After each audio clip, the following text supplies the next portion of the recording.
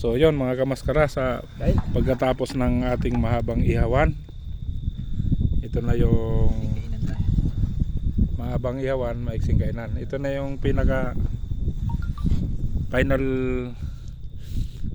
natin, budol fight.